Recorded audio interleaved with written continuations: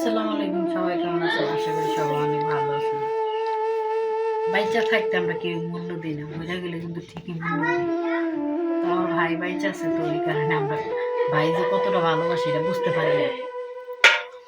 তো ঢাকা থাকলে যদি ভাই একদিন পর বা 2-3 দিন পর কল দেয়, তখন আমি মনে মনে অনেক রাগ করি যে আমার ভাই আমার ফোন দেয় না, ভাইয়ে কথা কয় না, হয়তো ভাই আমার ভালোবাসে না, এরকম কিছু মনে হয়।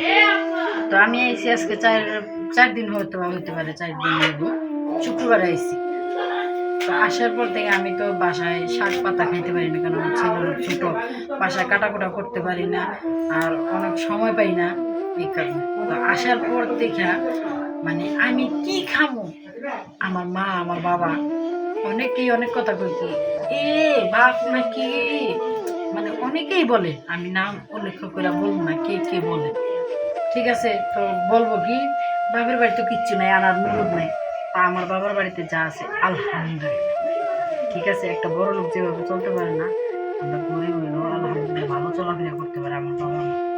তো যাই হোক, আমার ভাই আসার পর থেকে কালকে ইলিশ মাছ, লাউ, এই যে মিষ্টি কুমড়া শাক, তারপর ছোট মিষ্টি, মানে যখন যা তার থেকে ভালো লাগে তখন তাই আমি। আর আমি ছোটবেলায় কী কী খাইতে পছন্দ করতাম না করতাম, সেগুলো আমার ভাই একটু একটু করে মানে পূর্ণ করে।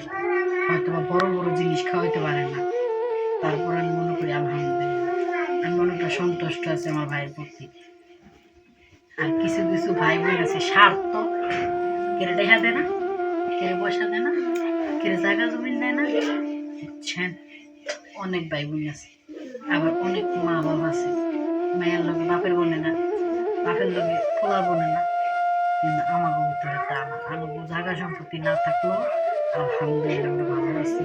আল্লাহ পাক যেন এইভাবেই ভালো রাখে।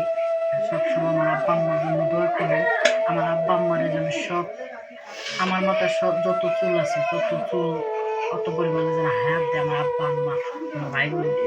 কোনোদিন আমাদের ভিতরে কোনো দ্বন্দ্ব বিবাদ হয় নাই, হয়তো ভাইয়ের সাথে মার সাথে একটু হয়, কিন্তু আমাদের সাথে কোনোদিন হয়নি। আর যেন না হোক।